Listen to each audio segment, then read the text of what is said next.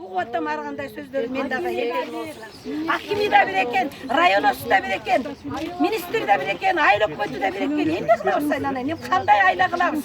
Ким чечип берет биз? Анда биз эми ачкачылык жарыялашыбыз керек айнанай анда. Балдарыбызды жетелеп чыгып алып, ачкачылык жарыялайбыз анда. Диляра Абдуллаеванын пиркасын колубузга берсин. Азырда калып келген жанагы Мурзаева дегенди да йоо кылып алып кетиптир. Йоо иштеп атса мектепте аны да йоо кылып алып кетти. Биз кимде кереги бар йоолордун? Абдуллаеванын бошотулган эмесин пиркасын көрсөтсүн Кудайбердиева. Фондту жок кылсын. Фондту жок кылсын. Министр мындай иш, кандай иши жок министрдин, мына министрди бошотуш керек. Телевизордон какша берип атат. Мына саламаттыкты сактоо, мына билим берүүнүн министрлери иштебейт да. Эмне үчүн кызматтан албайт айланай? Эмне үчүн кызматтан албайт буларды? Эмне үчүн? Эмне үчүн ким колдойт буларды? Колдогондор бар. Кудайбердиеванын иши жаман деп эле келатат. Иши жаман, иши начар деп эле. Муну колдогондор бар ак үйдө. Угуп атабыз. Бошоткула. Мындай чече албагандан кийин. Фамилиям Рыспаева Эсенбеби. Батыр энемин. Элге билим берүүнүн отличнигимин.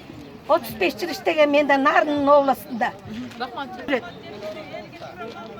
Мына Павловкага кире албай жүрөт мына. Менин кызым Арабаевди бүткөн. Бияка да булат менен акча менен алат мугалимди. Окуучуну да акча менен алат айланайын. Жанагы ар бир бала акча көрүнүп турат Диляранын көзүндө. 5000 окуучу, 5000 баланын эмеси акча көрүнүп турат көзүнө. 18 жыл иштептир айланайын. Могуреке эметеле президенттер бир срок менен иштеп атпайбы 6 жыл. Династия болуп бүттү. Сиңдисинин кызы, дагы бир кызы дейт. Бүт туугандар менен. Мурун кудасы өг иштечү экен. Кудасы да иштечү дейт. Кудагый да иштечү экен. Немка экен көчүп кетип жаныбы калыптыр мектебинде.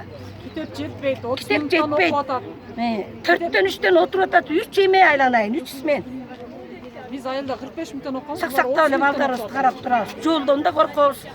Жолдун акыбалы да начар. Туалети толуп калган, кол жуганга суу жок. Кирбейбиз деп атпайбы? Киргенебиз дейт. Суу жок. Эме бүт ата-энелер каршы айына акча төлөгөнгө. Кыргызстанда жумуш жок, өзүңүздөр жакшы билесиздер. Балдар биздин келечегибиз дейт. Коррупция менен алышып атабыз дейт. Балдар биздин келечегибиз дейт. Биздин көчөдө көп балдар мектепке бара албайт. Эмне үчүн бара албайт? Анткени айына төлөй албайт. Бул мектепте китеп жок, китеп жетпейт. Биз айылда 45 мүнөттөн окуганбыз, азыр 30 мүнөттөн окуйт бул мектепте. Туалети толуп калган. Санапстанция билбейм каякты карап атат. Кол жуганга суу жок мектеп боюнча. Башка жакта питание, тамак аш бекер болсо биз айына 200 сом тамак ашка төлөйбүз. Турникет деп жана кирип чыкканга төлөйбүз. Ал турникети иштеген деле жок, жөн эле турат.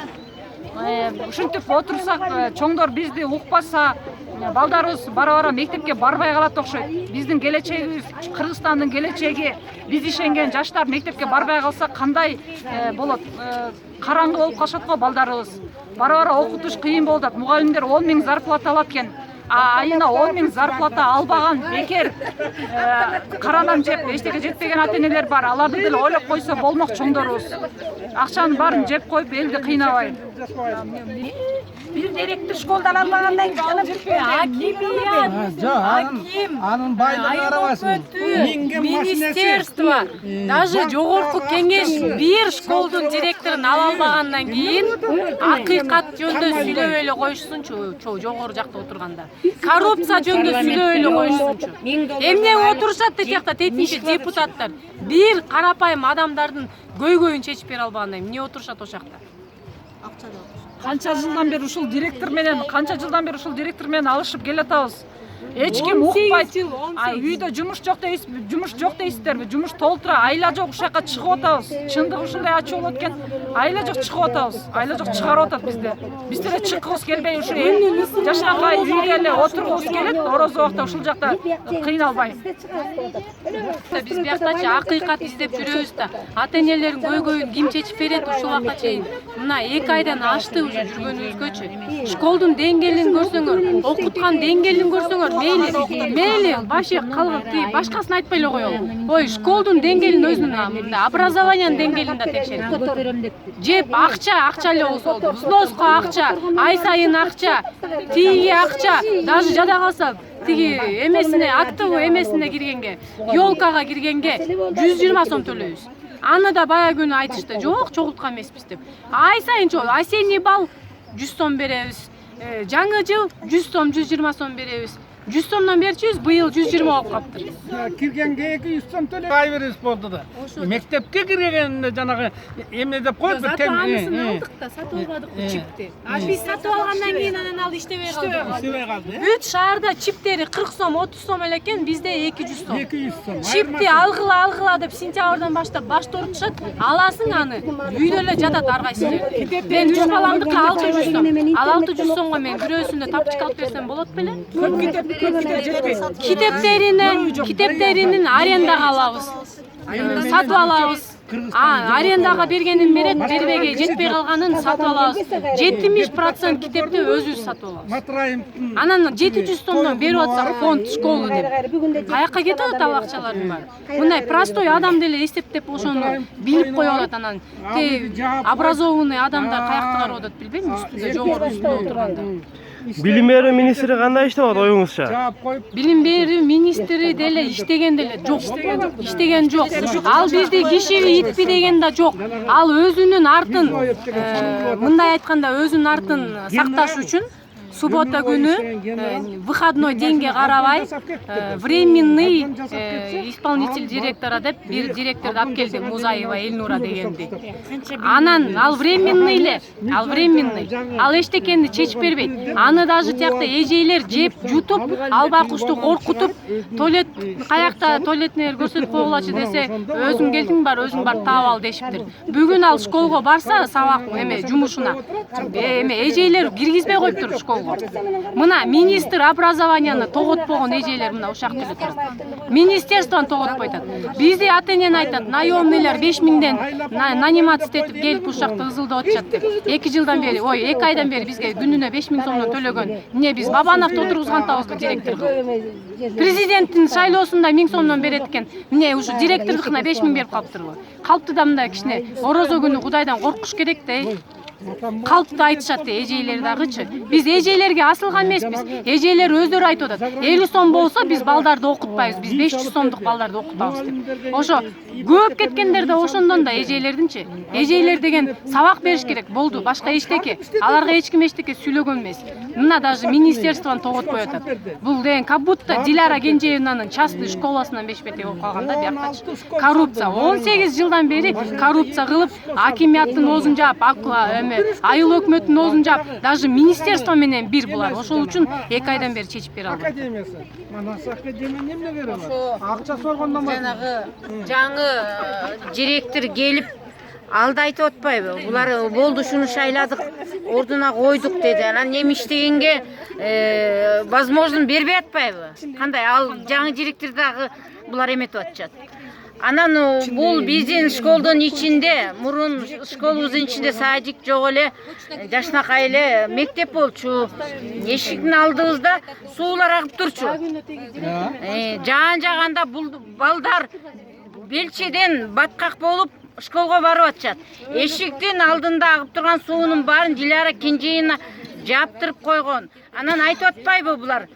4,5 миң окуучу мектепке кирсе, конечно, мектептин ичи эмне болот деп.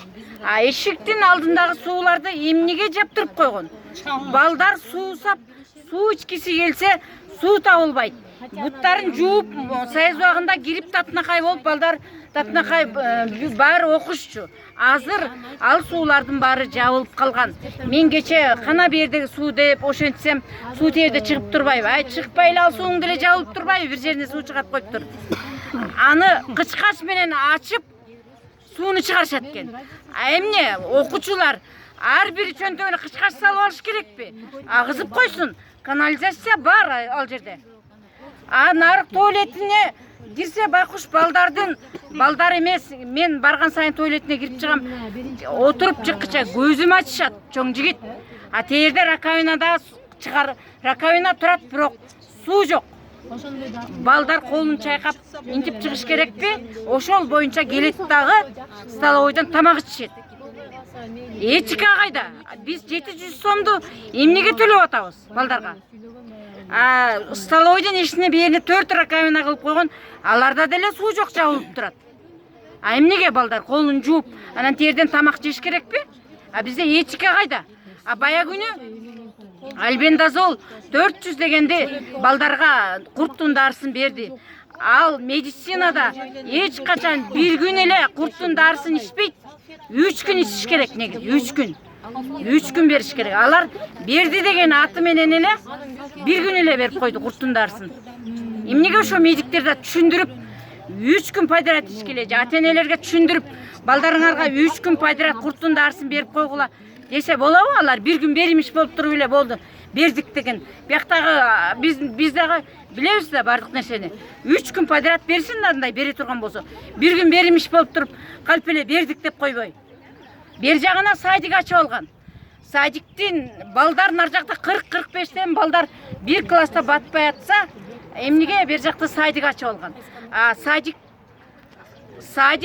канал садик жакта мындай киргенде ичине 5 комнат там кылып адам жашатып койгон. 5 комнатада. Ошо 5-бешөөнө канча окуучуларды бөлүп садиктердин ичине окутса, окуучулар аз болуп, кичине жанагындай батпай 3төн отуруп окуп атышпайбы бакчылар? Ошо 3төн отуруп бир партага кантип окуйт? Тияка бөлүп койсо болот беле? Зачем айрда мурун садик болгон эмес? Ушу Диляра Кенжеевна келгенден бери садик ачып алган. Алардын дагы 5000 сом крыша алып, кайра айына 2000 сомдон алып, анын баары чөнтөгүнө кетет чоң жигит. Кымбаттуу Сооронбай Жээнбекович, биздин үнүбүздү угуп, акыйкат бар болду экен. Ушундай коррупционерлерди монтуп айтып отурсак, биздин үнүбүздү Кудайга угар, Кудай бардыр. Кудайга койдук. Ушу 2 айдан бери чырылдап, чыкпаган чыгып, дүйнө жүзүнө дүңгүрөп деле бүттүк.